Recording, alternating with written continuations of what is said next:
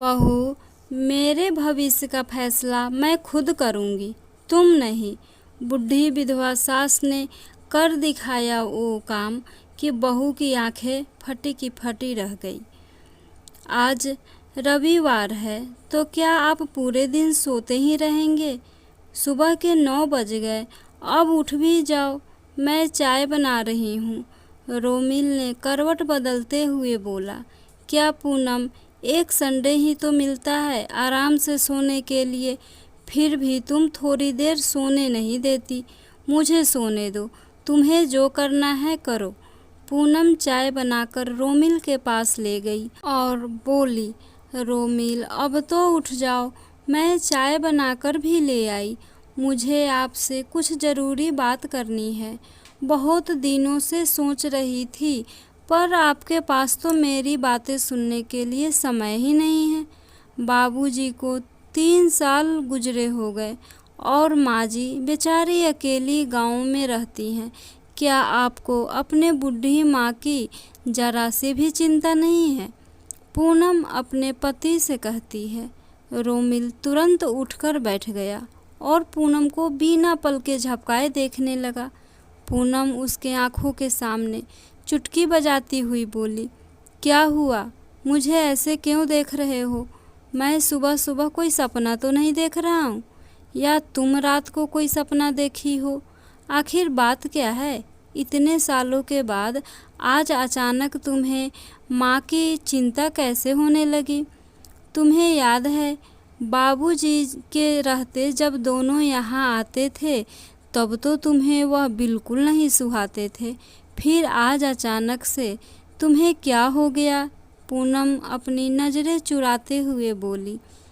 पहले की बात अलग थी, तब बाबूजी उनका ख्याल रखने के लिए, दुख सुख बांटने के लिए उनके पास थे। पहले बच्चे भी बहुत छोटे थे, कितने काम होते थे। आपको क्या समझ में आएगा कि एक औरत को कितने काम होते हैं। अब बच्चे कुछ बड़े हो गए हैं और पहले तो माँ जी उनका ख्याल भी रखती थी, अब वह भी नहीं है। उस गांव में कहीं रात को उनकी तबीयत खराब हुई तो सोचो उनका क्या होगा। रोमिल को बड़ा आश्चर्य हुआ। वह सोचने लगा कि आखिर पत्नी के व्यवहार में बदलाव का क्या कारण हो सकता है। फिर उसने सोचा, हो सकता है समय के साथ उसके व्यवहार में बदलाव आया हो। यही सोचकर खुश हो गया और अपने माँ को फ़ोन करके उनका हालचाल पूछने लगा और बोला, माँ, अब बहुत हुआ काम, आप हमारे साथ रहिए। कितने दिन आप अकेले गुजारेंगी और नौकरों के हाथ का खाना कब तक खाएंगी? मैं आपको भरोसा दिलाता हूँ, यहाँ आपके सम्मान में कोई कमी नहीं होगी।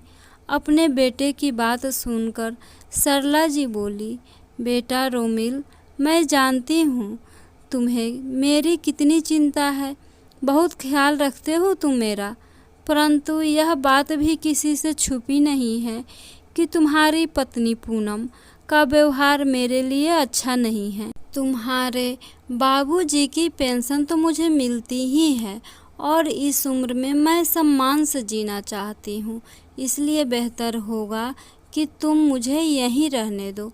माँ के मुंह से पेंशन की बात सुनकर रोमिल का दिमाग ठनका। सोचने लगा कि कहीं पूनम माँ को मिलने वाली पेंशन के पैसों के लालच में तो उसकी माँ को अपने पास नहीं बुला रही। नहीं, पूनम इतनी भी बुरी नहीं हो सकती। अपने मन को समझाते हुए रोमिल अपने माँ से कहने लगा, माँ, आपके अकेलेपन में मैं आपका साथ देना चाहता हूँ। मैं भरोसा दिलाता हूँ कि यहाँ आपकी इज्जत में कोई कमी नहीं होगी, और जहाँ तक सवाल है आपकी बहू का, तो यह आपकी बहू की ही सोच है कि अब हमें आपका ध्यान रखना चाहिए। उसका व्यवहार बिल्कुल बदल गया है, अब उसे आपकी चिंता होती है। बेटे की बात सुनकर सरला जी बोली, बेटा, यह तो बहुत अच्छी बात है। चलो, अच्छा है, कम से कम उसने मेरे बारे में तो सोचा। तो इससे ज़्यादा एक बूढ़ी माँ को और क्या चाहिए? फिर रोमिल बोला, माँ, अब यह तय हो गया कि आप हमारे साथ ही रहेंगी। आखिर आपको भी तो अपने पोते पोती के साथ समय बिताने का, लाड लड़ाने का मौका मिलना चाहिए। फिर उन्हें भी तो आपकी ज़रूरत है। दादा दादी पोता पोती को संस्कार दिया करते हैं। उसी समय पूनम भी अपने कमरे से आई और रोमिल से फ़ोन लेते हुए बोली, माँ जी, हमें भी अपनी सेवा का मौका दीजिए। आप खुद ही सोचिए, लोग क्या कहेंगे कि बेटा बहू के होते हुए भी माँ को नौकरों के भरोसे छोड़ रखा है। आखिर अपने तो अपने ही होते हैं। इस समय में अपने काम नहीं आएंगे तो और कौन काम आएगा। पूनम की शहद में डूबी हुई, मिश्री घोली हुई बातें सुनकर सरला जी के मन को तसल्ली हुई और उन्होंने अपने बेटे बहू के साथ रहने के लिए हाँ कर दी। सरला जी से फ़ोन पर बात करने के अगले दिन ही पूनम और रोमिल उनके गांव पहुंच गए और सरला जी को अपने साथ ले जाने के लिए तैयारी करने लगे। जो भी कीमती सामान था सब संभाल कर पूनम अपने पति से कहने लगी, माँ, बाबूजी के जितने भी ज़रूरी कागजात होंगे वह साथ ले चलिएगा। मैं तो कहती हूँ इस मकान को किराए पर चढ़ा देते हैं ताकि साफ सफाई भी होती रहे और महीने की एक निश्चित कमाई भी आती रहेगी। पूनम की बात सुनकर रोमिल कहा, इसका फैसला मैं नहीं कर सकता, केवल माँ ही तय करेगी कि उन्हें यह घर को क्या करना है। आखिर यह घर उनका है। मैं तो बस इतना चाहता हूँ कि उनका बुढ़ापा सुखमय बीते और पूरे सम्मान के साथ। पूनम की बात पर सरला जी ने सहमति जताई और मकान को किराए पर दे दिया। मकान बड़ा था इसलिए किराया भी अच्छा खासा मिल रहा था। आखिरकार सरला जी पूनम और रोमिल के साथ शहर में उनके घर में आ गई। सरला जी का जीवन एकदम से बदल गया। उन्हें लगा कि जैसे पति के साथ उनके 40 साल की जमी जमाई गृहस्थी भी छूट गई और अपना घर भी। गांव में तो आस पड़ोस और सहेलियां भी हर दुख सुख में साथ रहते थे, परंतु यहाँ महानगर में उन्हें एक अधूरापन सा लगता था। लेकिन फिर भी अपने बेटे और पोता पोती का साथ पाकर वे खुश थी। कुछ दिनों तो सब कुछ अच्छा चलता रहा। सरला जी की तो खूब सेवा होती थी। उनका पोता गोलू दादी दादी करते नहीं थकते। अपनी दादी का साथ पाकर गोलू भी बहुत खुश रहने लगा था और सरला जी 2 साल की अपनी नन्ही पोती को भी संभाल लिया करती थी। सरला जी ने आते ही घर का सारा काम संभाल लिया था और हर काम में बहू की मदद भी किया करती थी। उधर धीरे धीरे पूनम ने घर के कामों से पल्ला झाड़ लिया। अक्सर पूनम टीवी देखती रहती या शरीर में दर्द का बहाना बनाकर बैठ जाती और दिन भर खाना बनाने से लेकर बर्तन साफ करने तक का सारा काम सरला जी को करना पड़ता। ऊपर से कोई न कोई फरमाइश भी कर देती कि माँ जी, आपके हाथ का शाही पनीर बहुत अच्छा लगता है, आज बहुत मन कर रहा है, क्या आप बना देंगी। सरला जी कोई आलस नहीं करती थी। इस बात से उन्हें कोई तकलीफ़ नहीं होती थी। एक दिन जब काम वाली बाई के न आने के कारण सरला जी पूरे घर की साफ सफाई कर रही थी तो पूनम अपने फ़ोन में मस्त थी। सफाई करते करते सरला जी ने देखा कि छोटी गुड़िया अचानक फर्श पर फिसल कर गिर गई और रोने लगी। सरला जी दौड़ी दौड़ी आई और उसे उठाकर अपने गले से लगा लिया।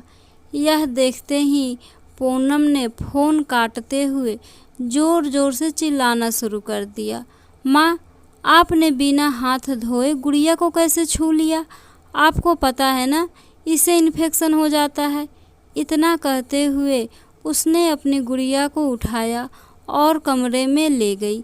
सरला जी हैरानी से अपनी बहू को देखती रह गई।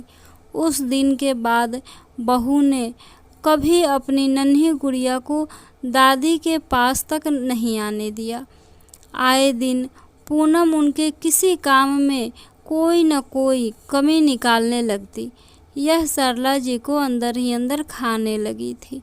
रोमिल को भी कभी कभी मन ही मन महसूस होता था कि उसके घर आने के बाद उसकी माँ को बहुत ज़्यादा काम करना पड़ता है। इसलिए उसने अपनी पत्नी से कहा कि माँ की उम्र हो गई है, इसलिए उनसे ज़्यादा काम मत करवाया करो, अब उनके आराम करने के दिन हैं। इस पर पूनम बोली, माँ जी को इस उम्र में और क्या काम है, पूरे दिन तो घर में खाली बैठी रहती हैं, थोड़ा बहुत हाथ पैर चला लेंगी तो उनके लिए अच्छा ही रहेगा। और फिर मैं कौन सा उन्हें पहाड़ तोड़ने के लिए कह देती हूँ, घर का थोड़ा बहुत काम ही तो करती हैं। उसकी यह बात सुनकर रोमिल चुप हो रह गया। सरला जी ने बेटा बहू की बातें सुन ली थी कि लेकिन वह उनसे कुछ नहीं कहती थी, क्योंकि वह दोनों के बीच कलह का कारण नहीं बनना चाहती थी। एक दिन जब रोमिल अपने ऑफिस के लिए निकल रहा था तो सरला जी ने उसे अपनी दवाइयों की पर्ची बढ़ाते हुए कहा, बेटा मेरी कुछ दवाइयाँ हैं, रात को लौटते वक्त लेते आना। रोमिल हाँ में सर हिला दिया और चला गया। उस समय तो उनकी बहू पूनम ने कुछ नहीं कहा, लेकिन पति के जाने के बाद वह अपनी सासू माँ से कहने लगी, माँ जी बुरा न माने तो एक बात कहूँ, आपके आने के बाद हमारे घर में खर्चे बढ़ गए हैं, लेकिन आपके बेटे की तनख्वाह तो उतनी ही है ना, इस मकान की किस्त भी जाती है, तो क्यों ना आप गांव वाले मकान का किराया और बाबूजी की पेंशन हमें दे दिया करती हैं, ताकि हम इस मकान की किस्तें चुका सके। बहू की बातें सुनकर सरला जी मन ही मन सोचने लगी, मैं भी कितनी बेवकूफ़ थी, अपनी बहू को इतनी अच्छी तरह से जानते हुए भी मैंने सोच भी कैसे लिया कि मेरी बहू के व्यवहार में परिवर्तन हो गया है, बुढ़ापे में इज्जत देगी, मेरी सेवा करेगी। परंतु फिर उनके मन में ख्याल आया कि यदि बेटे को पैसे की ज़रूरत है तो पैसे देने में कोई हर्ज नहीं है, इसलिए उन्होंने मकान का किराया और पेंशन देने के लिए हाँ कर दी। एक दिन सरला जी घर की बालकनी में बैठी हुई थी। बालकनी से सामने पार्क दिखता था। कई बार सोचती थी कि थोड़ी देर के लिए टहल कर आऊँ, परंतु घर के काम से फुर्सत नहीं मिल पाती थी, इसलिए वह जा नहीं पाती थी। परंतु आज बहू के बातों से उनका हृदय छलनी होता जा रहा था, इसलिए बिना काम की परवाह किए वह शाम के समय पार्क में टहलने चली गई और शाम को 7 बजे के करीब घर वापस आई। आकर देखा तो बहू किसी से फ़ोन पर बात कर रही थी और फ़ोन में इतना मशगूल थी कि उसे किसी के आने की आहट भी नहीं सुनाई दी। उसी समय सरला जी के कानों में बहू की ज़ोर ज़ोर की हंसी सुनाई दी। बहू हंसते हुए फ़ोन पर कह रही थी, माँ मेरी प्यारी माँ, तुम्हारा आइडिया काम कर गया, अब तो घर का सारा काम मेरी सास ने ही संभाल लिया है, खाना बनाने से लेकर बर्तन धोने तक, यहाँ तक कि कपड़े धोने का काम भी मेरी सास ही करती है। अब मुझे कुछ भी नहीं करना पड़ता है, और तो और गांव वाले मकान का किराया और बाबूजी की पेंशन भी मेरे हाथ में आने लगी है। आपकी बेटी की तो अब ऐस ही ऐस है। बहू की बातें सुनकर सरला जी हैरान रह गई। वह अंदर तक टूट चुकी थी। आज उन्हें अपना घर छोड़कर शहर में आने का पछतावा हो रहा था। एक दिल तो किया कि वापस अपने गांव चले जाऊं, परंतु मकान तो किराया पर चढ़ चुका था, जिसका 11 महीने का कॉन्ट्रैक्ट था। उदास होकर सरला जी सोचने लगी, क्या मेरा इस घर में यही महत्व था? क्या बुढ़ापे में मेरी जिंदगी का केवल इतना ही वजूद है? क्या मेरी हैसियत महज एक काम वाली बाई जितनी है? अब तक मैं केवल बहू की सहायता के लिए घर का काम कर दिया करती थी, लेकिन वह मेरे बारे में ऐसा सोचती है, इसकी तो मैंने कभी कल्पना भी नहीं की थी। सरला जी का मन उचाट सा रहने लगा। भले ही उनकी उम्र हो गई थी, लेकिन जीवन के प्रति उनके मन में उमंग थी, परंतु केवल बहू को तकलीफ ना हो यह सोचकर उन्होंने स्वयं को घर तक सीमित कर लिया था। लेकिन आज उन्होंने सोच लिया था कि अब वह अपनी ज़िंदगी अपने तरीके से जीना शुरू करेंगी। रोज़ाना पार्क में जाने लगी थी और काफ़ी लोगों से जान पहचान भी कर चुकी थी। पड़ोस में रहने वाली भावना मिलनसार स्वभाव के कारण सरला जी उससे घुल मिल गई। बातों ही बातों में भावना ने बताया कि उसकी सास की मृत्यु 1 महीना पहले ही हुई थी। उसके बच्चे अभी छोटे थे, आसपास में कोई डे केयर नहीं था, इसलिए उन्हें बच्चे कहीं छोड़ने का हिसाब नहीं बन पा रहा था, जिस कारण वह नौकरी पर 1 महीने से नहीं जा पा रही थी। इस सब के कारण भावना काफ़ी परेशान थी। उसकी बात सुनकर सरला जी ने कहा, बेटा अगर एतराज़ ना हो तो मैं तुम्हारे बच्चे को संभाल सकती हूँ। भावना ने पूछा, आप कहाँ रहती हैं? आप कौन हैं? तभी सरला जी के मुंह से एकदम निकला, मैं सरला हूँ। मेरे पति फिर एकदम ध्यान आया और कहने लगी, मैं सामने वाली बिल्डिंग में रहती हूँ। मैं पूनम की सास हूँ। मेरा बेटा रोमिल बिजली विभाग में काम करता है।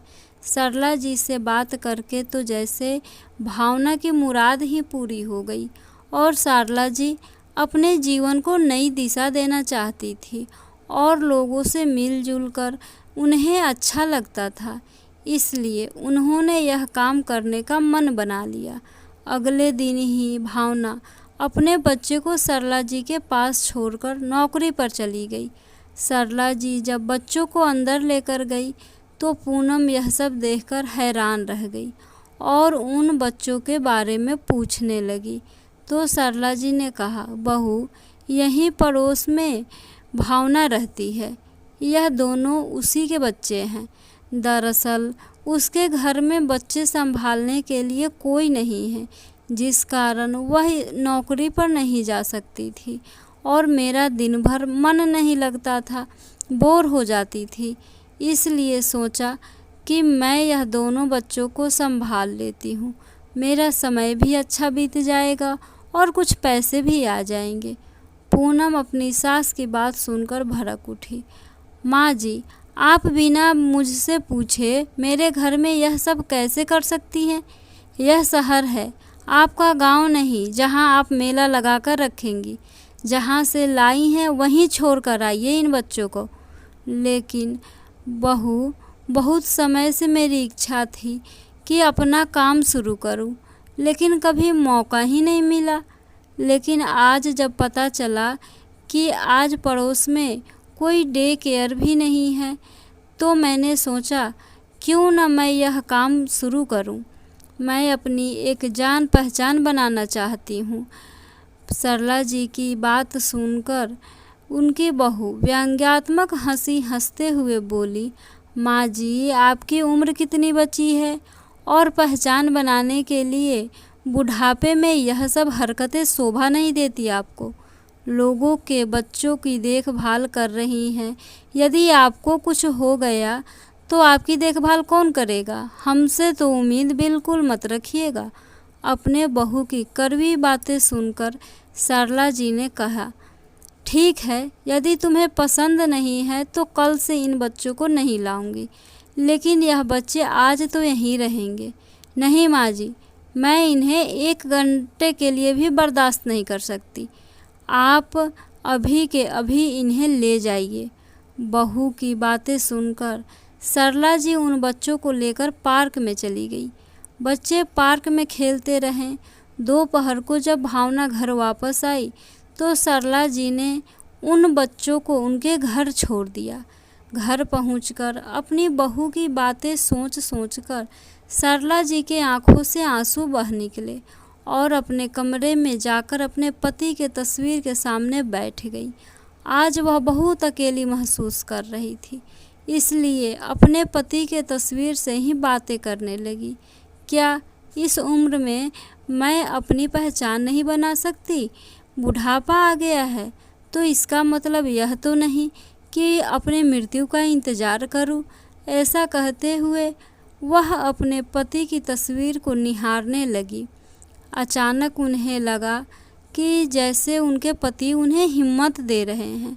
उसी समय एक उमंग उनके मन में जागी और उन्होंने ठान लिया कि अब तो वह यहीं रहकर अपने जीवन को सार्थक बनाएगी और अपनी बहू को दिखा देंगी कि उम्र ज़्यादा होने से जीवन खत्म नहीं हो जाता।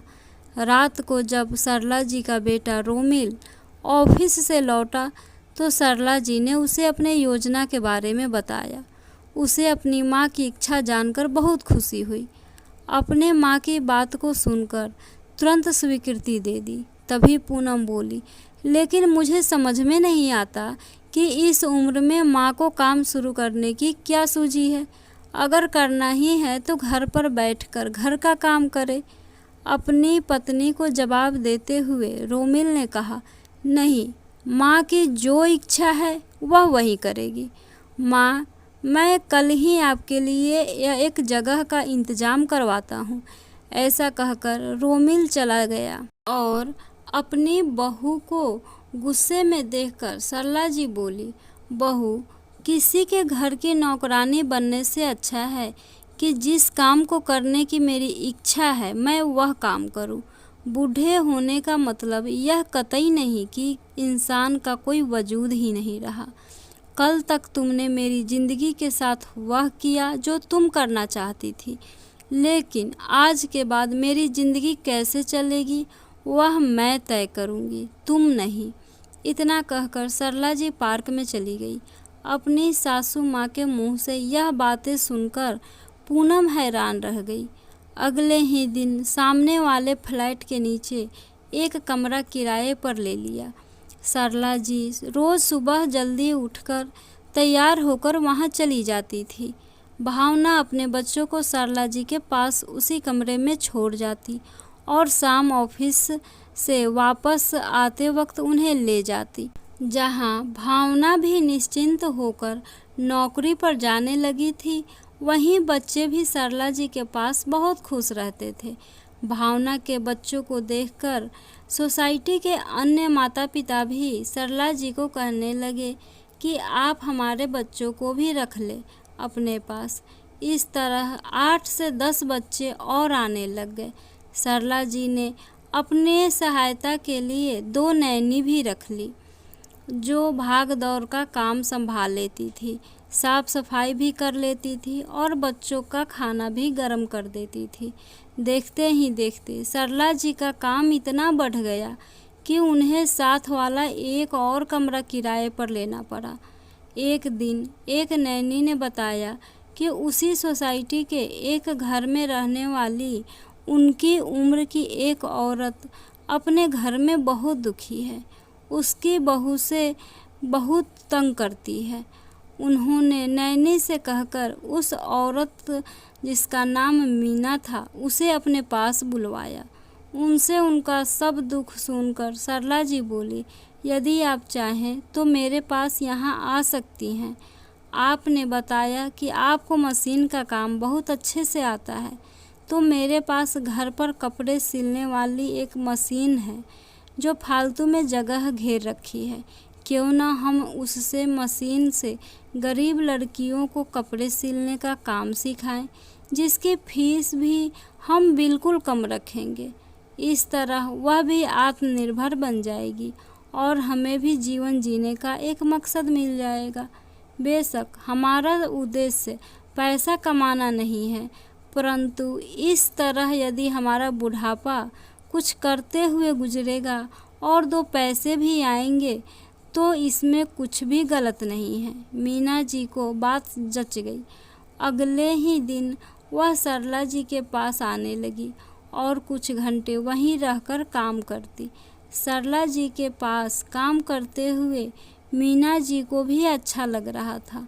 दोनों सहेलियां अब एक दूसरे का साथ पाकर खुश रहने लगी थी।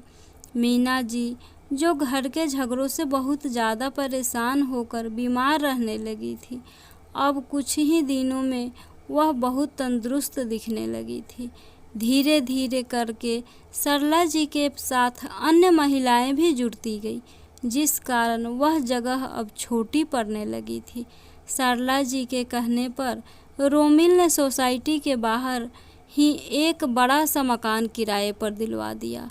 अब उन सब महिलाओं को इतनी आय हो जाती थी कि वह आराम से उसे मकान का किराया निकाल सके। सरला जी के पास काम करने वाली सभी महिलाएं बहुत खुश थी कि उन्हें टाइम पास करने के लिए एक अच्छी जगह भी मिल गई और कुछ आमदनी भी शुरू हो गई। अब उन्हें अपने खर्चों के लिए बेटे बहू का मुंह देखना नहीं पड़ता था। वह सभी आपस में हंसती बोलती, अपना सुख दुख बांटती और समाज के लिए भी योगदान करती। दरअसल उन सभी बूढ़ी महिलाओं को भी कोई चाहिए था जिससे वह बात कर सके, जो उनका हाल चाल पूछ सके। वह सब कुछ उन्हें यहाँ मिल गया। धीरे धीरे महिलाओं की संख्या 15 हो गई। सरला जी सबको कुछ न कुछ काम करने की प्रेरणा देती रहती। कोई अचार मुरब्बा बनाना सिखा रही है, तो कोई सिलाई करना, तो कोई अन्य महिलाएं सरला जी के साथ बच्चों को संभालती थी। वह सभी पुरान महिलाएं, प्रौढ़ महिलाएं पूरे इलाके में जाने लगी। धीरे धीरे करके उनकी प्रसिद्धि इतनी बढ़ गई कि पूरे शहर के लोग उन्हें सम्मान देने लगे। एक दिन पूनम किसी काम से सरला जी के केंद्र पर गई तो वहाँ उसे भावना मिली, जो अपने बच्चे को लेने आई थी। भावना ने पूछा, अरे आपको पहले तो यहाँ नहीं देखा, आप कहाँ रहती हैं? तब पूनम बोली, मैं इस केंद्र की संचालक सरला जी की बहू हूँ। भावना के दिमाग में अचानक 8 महीने पहले पार्क में सरला जी से हुई बात, जब सरला जी ने कहा था कि पूनम की सास हूँ, जिनका अपना परिचय इस शहर में केवल इतना ही था, लेकिन 8 महीने में ही वह परिचय बदल गया था। आज उनकी बहू को अपनी परिचय के लिए सरला जी के नाम की आवश्यकता थी। फ्रेंड्स, यह कहानी आपको कैसी लगी? आशा करती हूँ आपको यह कहानी बहुत अच्छी लगी होगी। प्लीज़ लाइक, सब्सक्राइब और शेयर करना ना भूलें। Thank you.